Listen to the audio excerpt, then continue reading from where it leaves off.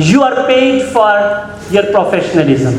جو میں آپ کو پہلے بتا رہا تھا کہ اگر آپ اپنی سیلری بڑھانا چاہتے ہیں تو آپ کو کیا کرنا پڑے گا, جو سیلری آپ نے لکھی ہے اس تک آپ کو کیا کرنا پڑے گا, پہنچنا پڑے گا. لیاقت علی خان نے پہلی اسپیچ کی تھی امریکہ میں جا کے, اور یہ 1951 کی بات ہے. پہلی اسپیچ میں انہوں نے کہا کہ فریڈم از اے فروٹ, آزادی ایک پھل ہے, لیکن پھل ایسا ہے اس کو چکھنے سے پہلے کمانا پڑتا ہے.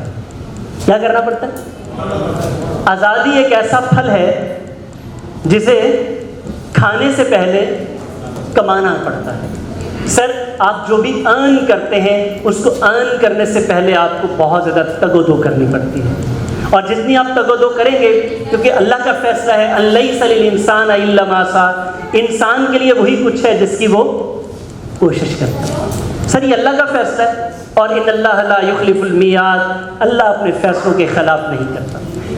آپ اگر محنت کریں گے, یہ 5 چیزیں اپنا لیں گے, میں آپ کو گارنٹی کر کے جا رہا ہوں آج, جیسا کہ میں نے بتایا کہ آپ جو سیلری ایکسپیکٹ کر رہے ہیں, جو پوزیشن ایکسپیکٹ کر رہے ہیں, آنے والے 3 ماہ بعد انشاءاللہ آپ یہ اچیو کر لیں گے. پہلی چیز انٹیگریٹی, آپ کے اوپر اعتماد ہونا چاہیے. کامران سینٹر کو آپ کے پاس کروڑوں کا بھی چیز آ جائے, کروڑوں کی امانت بھی آ جائے تو آپ اس کا خیال کریں گے. آنیسٹ ہوں گے, ٹرانسپیرنٹ ہوں گے, اور کنسسٹنٹ ہوں گے. ایک مرتبہ کی ایمانداری نہیں چاہیے, مسلسل آپ نے اسی لائن آف ایکشن پر چلنا. Number 2 accountability.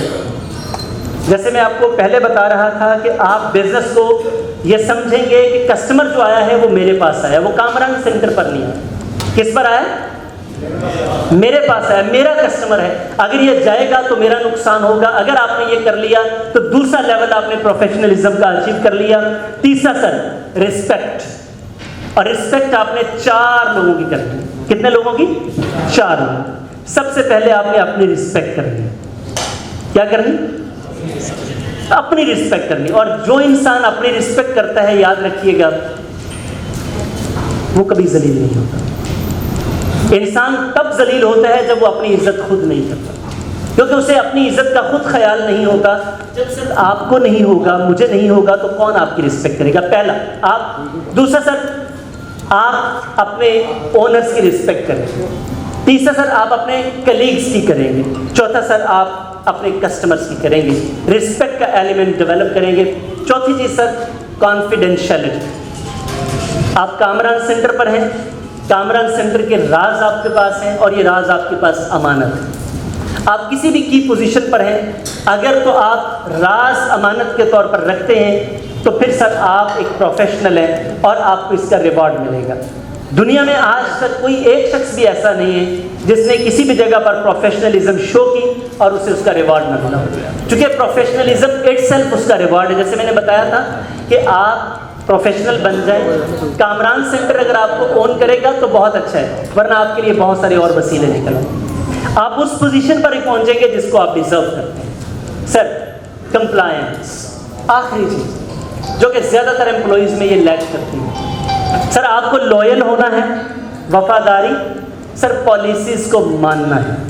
مالک کوئی اور پالیسی بنا رہا ہے, آپ کہتے ہیں میں تو نہیں یہ بات مانوں گا, میں تو نہیں, نا بالکل میں نے تو یہ کرنا ہی نہیں ہے. تو بھائی آپ یہاں آپ اپنی مرضی تو کرنے نہیں آئے, آپ ایک ایگریمنٹ کے تحت کام کرنے آئے ہیں, اور وہ کام آپ نے کس کی پالیسیز کے مطابق کرنا ہے؟